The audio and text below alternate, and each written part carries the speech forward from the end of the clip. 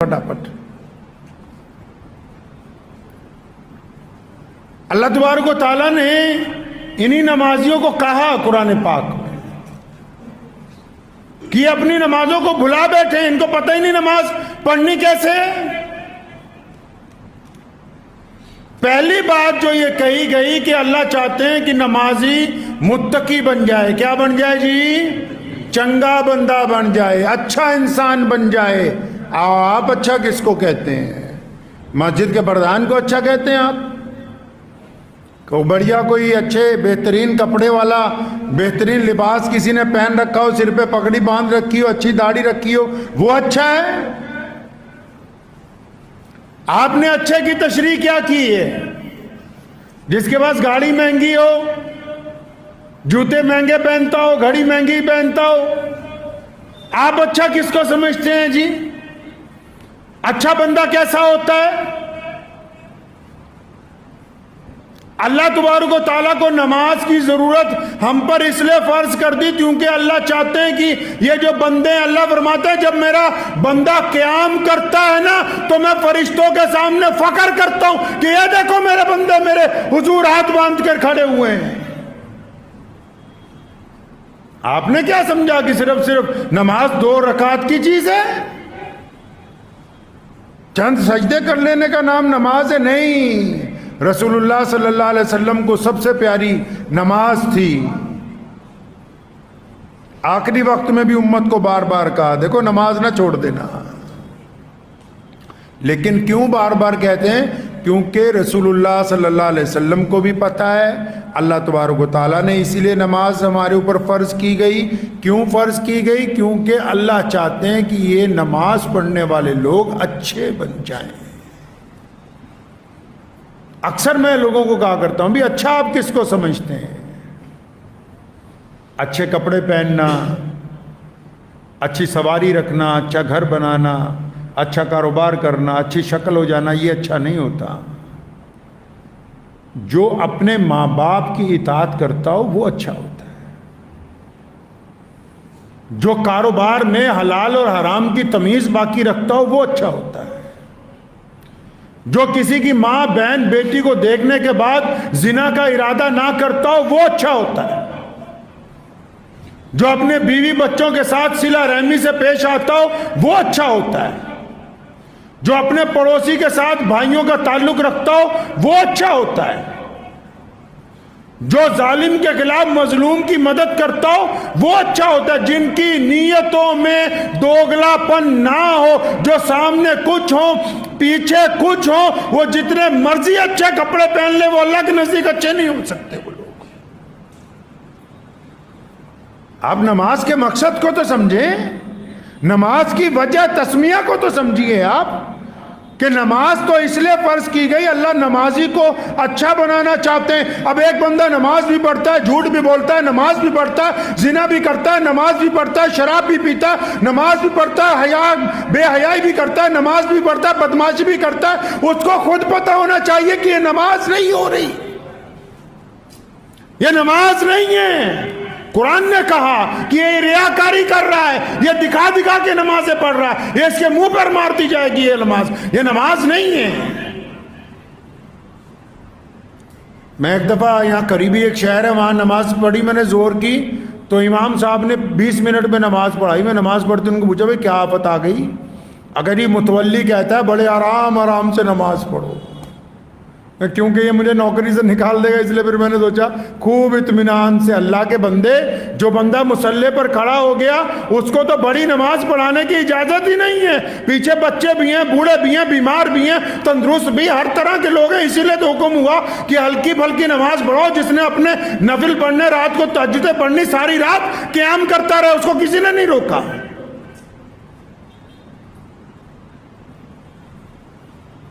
नमाज के जरिए किसी को अजियत नहीं दी जा सकती, तिलावत के जरिए किसी को अजियत नहीं दी जा सकती।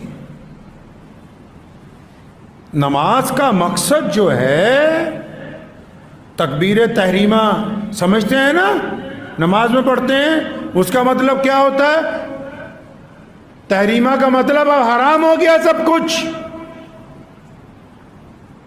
تکبیر تحریمہ کا مطلب کہ سب کچھ حرام ہو گیا. کیا حرام ہو گیا؟ جو بنا نماز کے حلال تھا. گفتگو کرنی حلال تھی، کھانا پینا حلال تھا، ایک دوسرے سے گپ مارنی حلال تھی، پانی پینا حلال. اب نیت باندھ لی، اب دنیا کی تمام چیزیں حرام، اب بس اللہ کی طرف متوجہ ہیں. اب توجہ اللہ کی طرف چاہیے.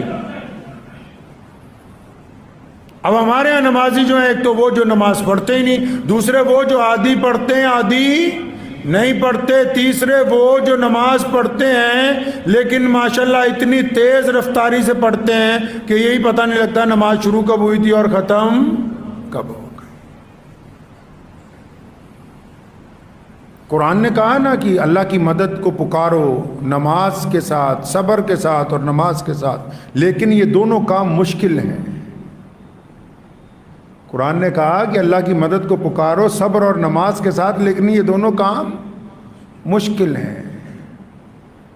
ہم چاہتے ہیں کہ جلدی جلدی ہو جائے. نماز تو ایک ایسا ذریعہ ہے جو محمد رسول اللہ جس دن بدر کے میدان میں پہنچے، آپ اندازہ لگائیں 313 صحابہ، سامنے کی طرف ہزاروں دشمن ہیں. اب صبح کو جب جنگ ہونی، ساری رات دشمن ہتھیار تیز کرتا ہے، ساری رات دشمن صفیں درست کرتا ہے، ساری رات دشمن اپنی فوجیوں کی لائنیں لگاتا ہے، ساری رات دشمن مورچہ بندی کرتا ہے. محمد الرسول اللہ ساری رات نماز کے اندر گزارتے ہیں، کیونکہ طاقت اللہ کے پاس ہے، فتح اور نصرت کا فیصلہ اللہ کرتے ہیں، اس لیے ساری رات نماز کے اندر گزار دی.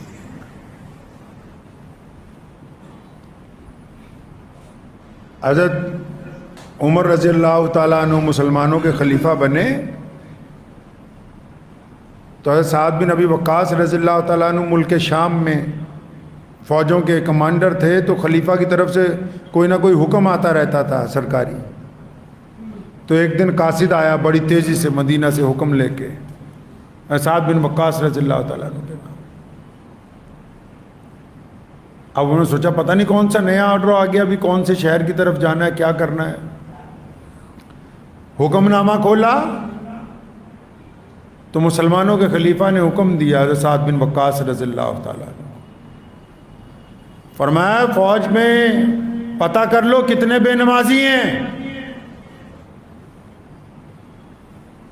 مسلمانوں کی اس لشکر میں پتہ کرو بے نمازی کتنے. قاصد سے پوچھا ان کا پتہ کر کے کیا کرنا ہے؟ خلیفہ کہہ رہا سب کو نکال دو. لوگ میدان جنگ میں طاقت اور بڑھاتے ہیں، انفرادی قوت کو اور اضافہ کیا جاتا ہے. یہاں حکم آ گیا کہ جتنے بے نمازی ان کو باہر نکال دو. فرمایا جتنے بے نمازی ان کو باہر نکال دیں. آگے حضرت عمر رضی اللہ عنہ نے جو بات لکھی آب زر سے لکھنے کے قابل ہے. لکھا حضرت سعد بن وقاص رضی اللہ تعالیٰ عنہ کو، فرمایا سعد ان تمام بے نمازیوں کو باہر نکال دو، اور یاد رکھو کہ جو بندہ اپنے رب کا وفادار نہیں ہو سکتا وہ تمہارا وفادار نہیں ہوگا. جو اپنے رب کا وفادار نہیں وہ تمہارا وفادار نہیں ہو سکتا. نبی اکرم صلی اللہ تعالی علیہ وسلم نے بار بار تلقین فرمائی نماز سفر میں قصر ہے، میدان جنگ میں قصر سے بھی قصر. 4 کی 2 کر دی سفر میں، میدان میں 2 کی بھی 1 رکعت کر دی، لیکن نماز پڑھنے کا حکم باقی رکھا تاکہ اللہ کی مدد نماز کے ساتھ آتی ہے. لیکن ان نمازیوں کے لیے نہیں ساتھ میں جو ہوں ہی بزدل، وہ سوچ رہے ہوں کہ صرف بس جو اللہ کے علاوہ دنیا سے ڈرتے رہیں، ان کی نمازیں نہیں ہیں. جن کے دلوں میں خوف بیٹھ گیا نماز تو اس بات کی علامت ہے کہ میں اپنے رب کی مدد کے ساتھ اب باہر نکلوں گا، اپنے رب کی مدد کے ساتھ اپنے آپ کو گناہوں سے روکوں گا، اللہ کی مدد کے ساتھ اپنی آنکھوں میں شرم و حیا پیدا کروں گا، اللہ کی مدد سے میری زبان دوسروں کو تکلیف نہیں پہنچائے گی، اللہ کی مدد سے اگر کوئی بندہ کسی مظلوم پر ظلم کرے گا تو ظالم کے خلاف سینہ سپر ہو کے کھڑا ہوں گا، اللہ کی مدد کے ساتھ میں غریب لوگوں کا ساتھ دوں گا۔ نماز اس بات کی علامت ہے کہ نمازی بندہ بے خوف ہوتا ہے، نمازی بزدل نہیں ہوتا۔